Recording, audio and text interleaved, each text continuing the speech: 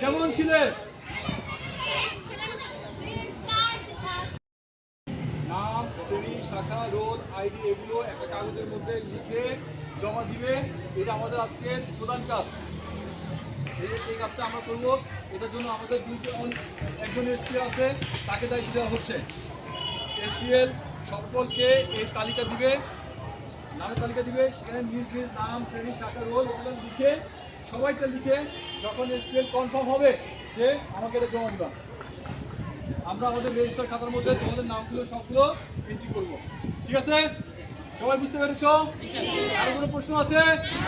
ধন্যবাদ।